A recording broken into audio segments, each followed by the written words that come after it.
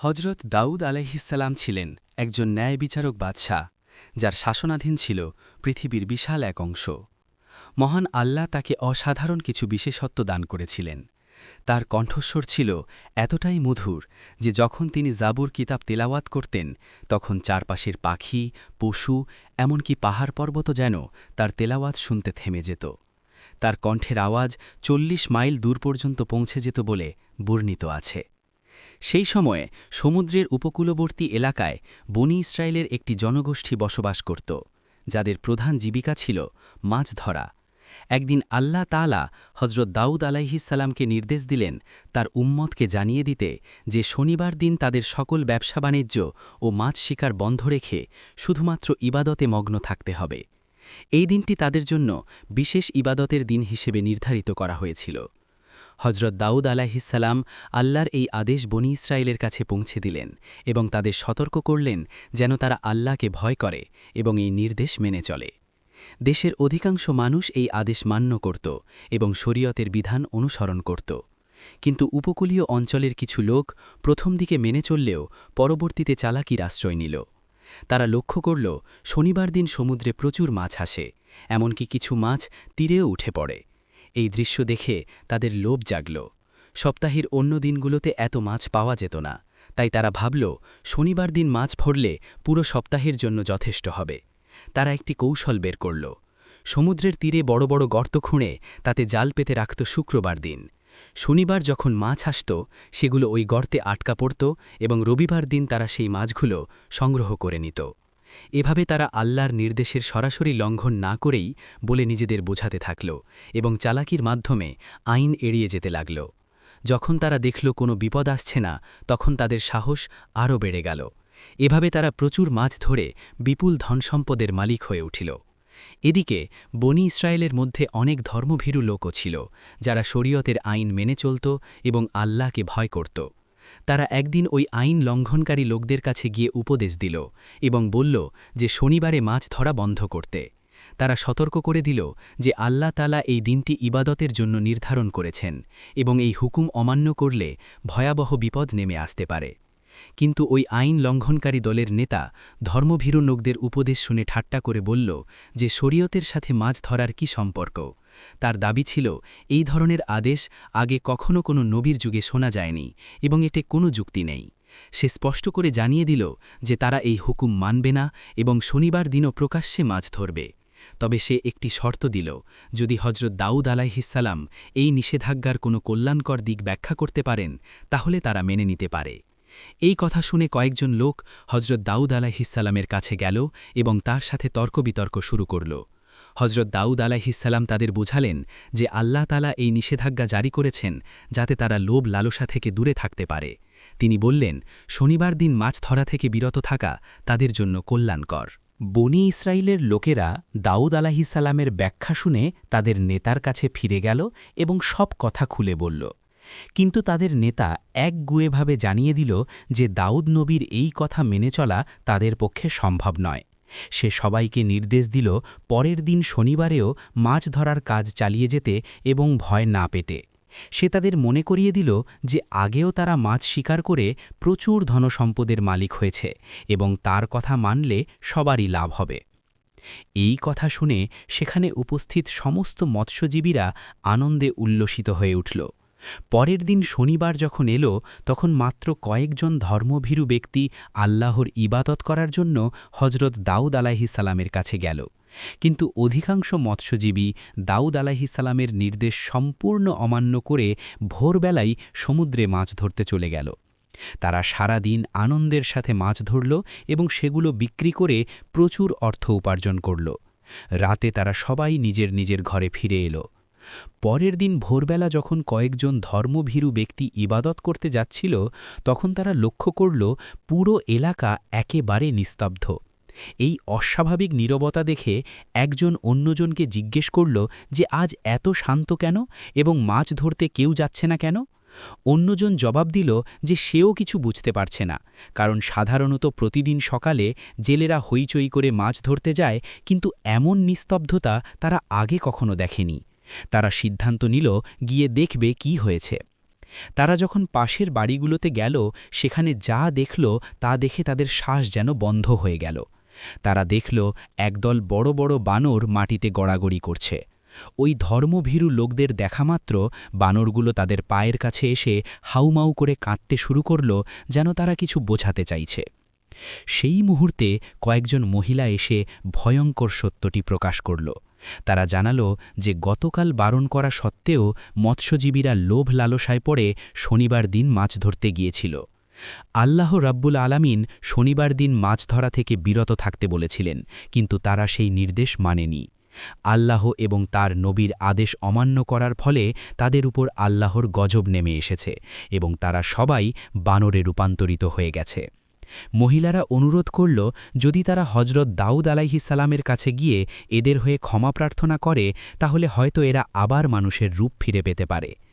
ধর্মভীরু লোকেরা দুঃখিত হয়ে বলল যে সময় থাকতে ওই মৎস্যজীবীরা এই বিষয়ে খেয়াল করেনি এবং এখন তাদের কিছুই করার নেই। তবুও তারা সিদ্ধান্ত নিল যে এই ঘটনা হজরত দাউদ আলাইহিস সালামকে জানাবে। তারা সেখান থেকে চলে এলো এবং একদল লোক দাউদ আলাইহিস সালামের কাছে গিয়ে সম্পূর্ণ ঘটনা বর্ণনা করল। তারা অনুরোধ করল যেন তাদের ক্ষমা করা হয় এবং আবার মানুষের রূপে ফিরিয়ে দেওয়া হয়। হজরত দাউদ আলাইহিস সালাম জবাবে বললেন যে ক্ষমা করার মালিক একমাত্র আল্লাহ তাআলা।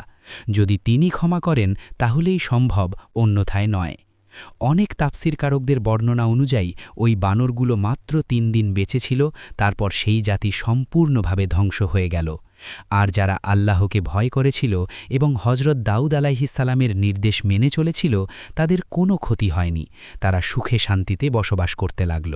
একদিন বনি ইসরাইলের কয়েকজন লোক হজরত দাউদ আলাইহিস সালামের কাছে এসে অনুরোধ করল যেন তিনি তাদের কিয়ামতের কিছু নিদর্শন দেখান, যাতে তাদের ঈমান আরও মজবুত হয়।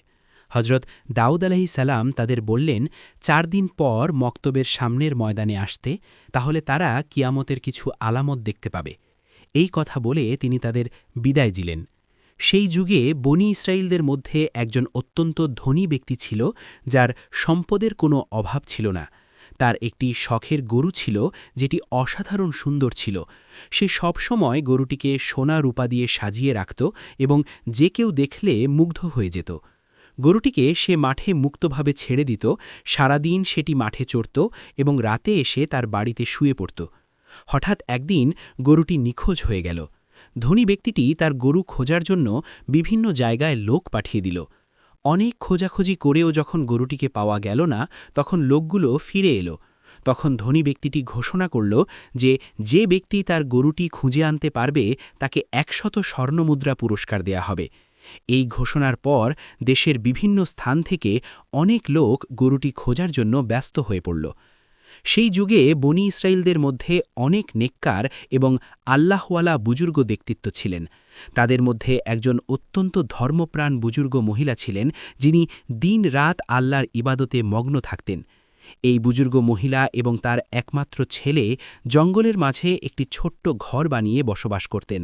তাদের ঘরের পাশ দিয়ে একটি নহর বা খাল প্রবাহিত হতো।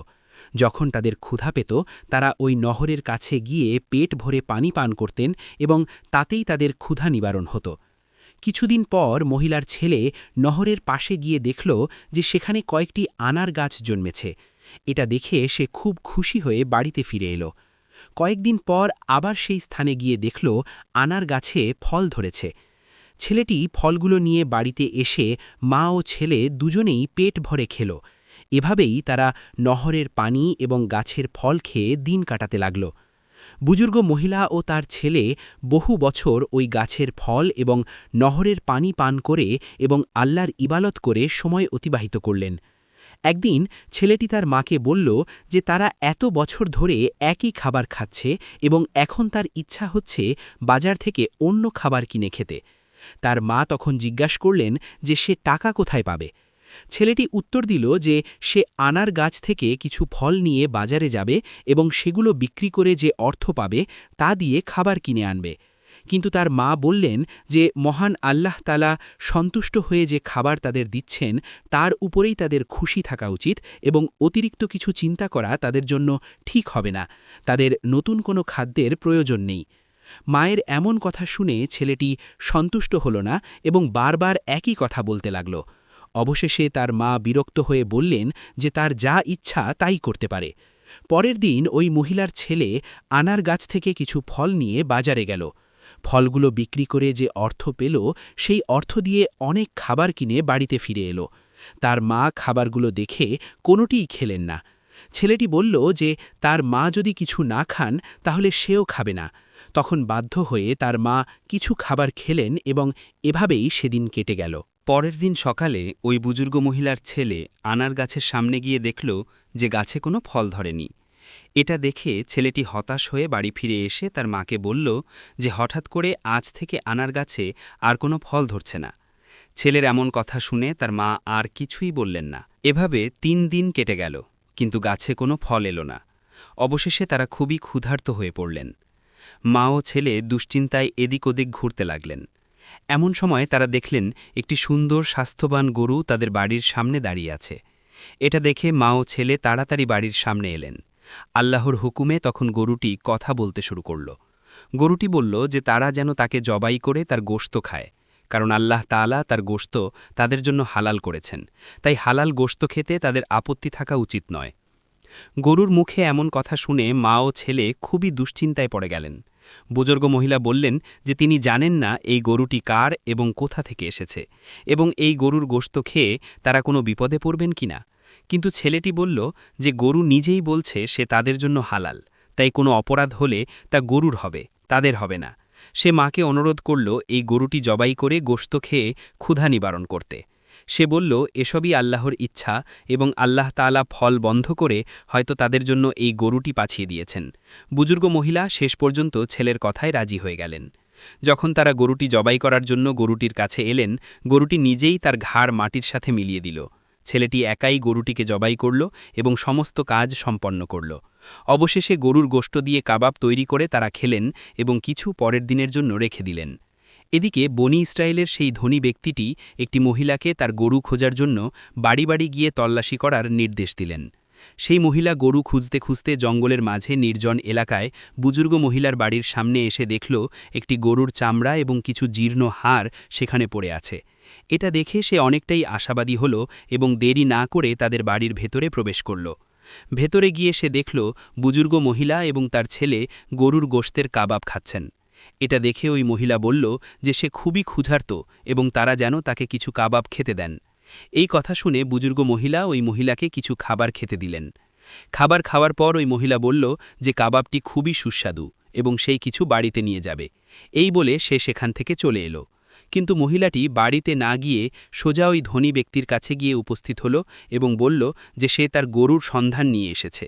সে তার প্রাপ্য অর্থ দাবি করল। ধনী ব্যক্তি তার প্রাপ্য অর্থ দিয়ে জিজ্ঞেস করল তার সেই শখের গরু কোথায়। মহিলা জানালো যে তার গরু জীবিত নেই, তবে যারা নিয়েছে তাদের সন্ধান দিতে পারে। ধনী ব্যক্তি জানতে চাইল কারা সেই লোক। মহিলা বলল যে জঙ্গলের নির্জন এলাকায় একটি বৃদ্ধা এবং তার ছেলে একটি ছোট্ট ঘরে থাকে এবং ইবাদতের নামে ভণ্ডামি করে চুরি ডাকাতি করে। তারা তার গরুটিকে জবাই করে কাবাব করে খেয়ে ফেলেছে। গরুর চামড়া এবং হাড় এখনও বাইরে পড়ে আছে। সে প্রমাণ হিসেবে কিছু দেখালো এবং বলল যেন ধনী ব্যক্তি এখনই তার লোক পাঠিয়ে তাদের বন্দী করে। ধনী ব্যক্তি দেরি না করে হজরত দাউদ আলাইহিস সালামের কাছে গিয়ে সম্পূর্ণ ঘটনা বর্ণনা করলেন। হজরত দাউদ আলাইহিস সালাম তখন তার লোকদের হুকুম করলেন ওই বৃদ্ধা এবং তার ছেলেকে ধরে নিয়ে আসতে। কিছুক্ষণ পর যখন হজরত দাউদ আলাইহিস সালাম ইবাদতখানায় ছিলেন, তখন হঠাৎ হজরত জিব্রাইল আলাইহিস সালাম আগমন করলেন এবং বললেন যে বনি ইসরায়েলের ধনী ব্যক্তি যে অভিযোগ করেছে তার পেছনে একটি বিশাল রহস্য রয়েছে। তিনি জানালেন যে এই ধনী ব্যক্তি একসময় ওই বৃদ্ধার স্বামীর চাকর ছিল। বৃদ্ধার স্বামী ছিলেন একজন বিশাল ব্যবসায়ী। একদিন বৃদ্ধার স্বামী এই চাকরকে নিয়ে ব্যবসার উদ্দেশ্যে সিরিয়া সফর করেন। অনেক পথ অতিক্রম করার পর তারা ক্লান্ত হয়ে পড়েছিলেন এবং একটি নির্জন জায়গায় বিশ্রাম করছিলেন। তখন সেই চাকরের মনে খারাপ চিন্তা আসে এবং সে বৃদ্ধার স্বামীকে ঘুমন্ত অবস্থায় হত্যা করে। এরপর সমস্ত পণ্য ও মালামাল নিয়ে মিশরে চলে যায়। সেখানে সবকিছু বিক্রি করে শুধুমাত্র সেই গরুটি ছাড়া। এভাবে সে বিশাল ধন সম্পদের মালিক হয়ে যায়। দেশে ফিরে খুব অল্প সময়ে মিথ্যা প্রচার করে সে নিজেকে সমাজের একজন ধনী ব্যক্তি হিসেবে প্রতিষ্ঠিত করে। এখন যে গরুটি বৃদ্ধা এবং তার ছেলে জবাই করে খেয়েছে সেটি আসলে ওই বৃদ্ধার স্বামীর গরু ছিল, আর এখন যে ধনী ব্যক্তির যে বিপুল ধন সম্পদ আছে সেগুলো মূলত ওই বৃদ্ধার স্বামীর অর্জিত হালাল সম্পদ। জিবরাইল আলাইহিসসালাম বললেন, এই ঘটনাকে সামনে রেখে ন্যায় বিচার করতে হবে। এই কথা বলে তিনি বিদায় নিলেন। কিছুক্ষণ পর হজরত দাউদ আলাইহিসসালামের লোকজন বৃদ্ধা এবং তার ছেলেকে তার দরবারে নিয়ে হাজির করল। তখন হজরত দাউদ আলাইহিসসালাম সবাইকে ঘোষণা দিলেন যে এই ঘটনার উপযুক্ত বিচার পরের দিন ময়দানে করা হবে এবং সবাইকে কিয়ামতের আলামত দেখানো হবে। এই কথা শুনে সবাই বিদায় নিল। পরের দিন সবাই একে একে ময়দানে জমায়েত হতে শুরু করল। নির্ধারিত সময়ে হজরত দাউদ আলাইহিসসালাম প্রথমে তার সুমধুর কণ্ঠে জাবুর কিতাব তেলাওয়াত করলেন। সমস্ত মানুষ তার মধুর কণ্ঠের তেলাওয়াতে মনোমুগ্ধ হয়ে শুনল। অবশেষে হজরত দাউদ আলাইহিসসালাম ওই ধনী ব্যক্তি এবং বৃদ্ধা ও তার ছেলেকে সবার সামনে হাজির করলেন। তিনি ধনী ব্যক্তিকে বললেন যে এই বৃদ্ধা মা ক্ষুধার তাড়নায় তার গরু জবাই করে খেয়ে ফেলেছেন। তাদের অভাব দূর করার জন্য তার উদ্যোগ থাকা উচিত ছিল, কিন্তু সঠিক সময়ে তিনি এই দায়িত্ব পালন করতে ব্যর্থ হয়েছেন, যার ফলে তারা গরুটি জবাই করতে বাধ্য হয়েছে। তাই তিনি ধনী ব্যক্তিকে অনুরোধ করলেন তাদের ক্ষমা করে দিতে। কিন্তু ধনী ব্যক্তি বলল যে সে ক্ষমা করবে না। তার মতে কাউকে না জানিয়ে তার শখের গরু চুরি করে খেয়ে ফেলা হয়েছে এবং এর ন্যায় বিচার হওয়া উচিত। তখন হজরত দাউদ আলাইহিসসালাম বললেন যে তাহলে গরুর ক্ষতিপূরণ সহ পূর্ণ মূল্য তিনি দিয়ে দেবেন এবং ধনী ব্যক্তি যেন তাদের ক্ষমা করে দেয়। কিন্তু ধনী ব্যক্তি বলল যে সে ক্ষমা করতে আসেনি, বরং সঠিক বিচারের জন্যই এসেছে। ঠিক এমন সময়ে হজরত জিবরাইল আলাইহিসসালাম এক গায়েবী আওয়াজের মাধ্যমে বললেন যে ওই ধনী ব্যক্তি বহুবার ন্যায় বিচারের কথা বলেছে, তাই তাকে ন্যায় বিচার করে দিতে হবে। তখন হজরত দাউদ আলাইহিসসালাম বৃদ্ধাকে জিজ্ঞাসা করলেন তার এই বিষয়ে কিছু বলার আছে কিনা। বৃদ্ধা বললেন যে তার স্বামী ছিলেন একজন নেককার ব্যবসায়ী, যিনি সবসময় ব্যবসার অর্ধেক লাভের টাকা গরিব দুঃখীদের দান করতেন। কিন্তু একদিন তিনি ব্যবসার উদ্দেশ্যে সিরিয়া যাত্রা করেন এবং তারপর থেকে আর কখনো ফিরে আসেননি। তখন তিনি তার একমাত্র ছোট্ট ছেলেকে নিয়ে অত্যন্ত চিন্তিত হয়ে পড়েন। সমস্ত ধন সম্পদ দুষ্টু লোকেরা নিয়ে নেয় এবং ফলে তাকে অনেক দিন ক্ষুধায় কাটাতে হয়। এই কষ্ট সহ্য করতে না পেরে তিনি জঙ্গলের মাঝে নির্জন স্থানে গিয়ে আল্লাহর ইবাদতে মগ্ন হয়ে পড়েন। সেখানে নহরের পানি এবং গাছের ফল খেয়ে বহু বছর কাটিয়ে দেন। এভাবে মহান আল্লাহ তাদের রিজিকের ব্যবস্থা করে দিয়েছিলেন। একদিন তার ছেলে ওই গাছের ফল খেতে রাজি হল না এবং বাজার থেকে নতুন খাবার কিনে আনল। সেই দিন থেকে গাছে আর ফল ধরেনি। অবশেষে তারা ক্ষুধায় কাতর হয়ে পড়েছিলেন। ঠিক তখনই কোথা থেকে যেন একটি গরু তাদের বাড়ির সামনে এসে আল্লাহর হুকুমে মানুষের মতো কথা বলতে লাগল। গরুটি বলল যে সে তাদের জন্য হালাল, তাই তারা যেন ক্ষুধায় কষ্ট না পেয়ে তাকে জবাই করে তার মাংস খেয়ে ক্ষুধা নিবারণ করে। এই কথা শুনে তারা গরুটি জবাই করে তার মাংস কাবাব করে খেয়েছেন। এখন যে বিচার হবে তা তারা মাথা পেতে নেবেন। হজরত দাউদ আলাইহিসসালাম তাদের কথা শুনে সবার সামনে বিচার শুরু করলেন। তিনি ওই ধনী ব্যক্তিকে বললেন যে সে একজন ধনী ব্যক্তি বটে, কিন্তু এই সম্পদের প্রকৃত মালিক সে নয়। সে এই ধন সম্পদ লুট করেছে। সেই বৃদ্ধার স্বামীকে হত্যা করে তার ধন সম্পত্তির মালিক হয়েছে। তাই এই গরুর প্রকৃত মালিক সে নয়, বরং বৃদ্ধা এবং তার ছেলে। এমন কথা শুনে ধনী ব্যক্তি প্রতিবাদ করে বলল যে সে ন্যায় বিচার পেতে এসেছে, কোনো মিথ্যা গল্পকাহিনী শুনতে আসেনি। বৃদ্ধা যা বলছে তা সম্পূর্ণ মিথ্যা। তখন দাউদ আলাইহিসসালাম বললেন যে আসলে সেই মিথ্যুক এবং তিনি এই ঘটনা হজরত জিবরাইল আলাইহিসসালামের কাছ থেকে জেনেছেন। এরপর হজরত দাউদ আলাইহিসসালাম ঘোষণা করলেন যে এখানে যে অপরাধী তার হাত পা এবং সমস্ত অঙ্গপ্রত্যঙ্গ সঠিক সাক্ষ্য দিক। এই কথা বলার সাথে সাথে ওই ধনী ব্যক্তির জবান বন্ধ হয়ে গেল। তখন ধনী ব্যক্তির হাত সাক্ষ্য দিতে শুরু করল এবং বলল যে দাউদ আলাইহিসসালামের কথাই সত্য। সে ছুরি দিয়ে তার গলা কেটে হত্যা করেছে এবং সমস্ত ধন সম্পদ বিক্রি করে প্রচুর টাকার মালিক হয়েছে। এভাবে তার সমস্ত অঙ্গপ্রত্যঙ্গ একে একে সাক্ষ্য দিতে লাগল। তখন হজরত দাউদ আলাইহিসসালাম রায় দিলেন যে ওই ধনী ব্যক্তির সমস্ত ধন সম্পদ এই বৃদ্ধা এবং তার ছেলেকে দিয়ে দিতে হবে এবং ওই ধনী ব্যক্তিকে মৃত্যুদণ্ড দিতে হবে। সাথে সাথে এই রায় কার্যকর করা হল। এরপর বৃদ্ধা এবং তার ছেলে ময়দানে সিজদায় অবনত হয়ে পড়লেন এবং সমগ্র বনি ইসরায়েলের মানুষ এই দৃশ্য দেখে স্তম্ভিত হয়ে গেল। তখন হযরত দাউদ আলাইহিসসালাম বললেন যে আজকের দিনের এই ঘটনা তাদের জন্য কিয়ামতের একটি নিদর্শন। পৃথিবীতে যে যাই করুক না কেন, কিয়ামতের দিনে প্রত্যেকের অঙ্গপ্রত্যঙ্গই হবে আসল সাক্ষী। তাই কিয়ামতের সেই কঠিনতম দিনে উদ্ধার পাওয়ার জন্য শরীয়ত পালনে অঙ্গীকারবদ্ধ হতে হবে এবং এটাই হবে সবার জন্য সর্বোত্তম পথ। এই ঘটনা থেকে আমরা শিক্ষা নিতে পারি যে মহান আল্লাহ রাব্বুল আলামিন পবিত্র কুরআনে যেসব কাজ বর্জন করতে বলেছেন সেগুলো বর্জন করতে হবে এবং সঠিক পথে চলতে হবে। আল্লাহ তাআলা যেন আমাদেরকে প্রিয় নবীর দেখানো পথে এবং পবিত্র কুরআনের নির্দেশ অনুসারে চলার তৌফিক দান করেন।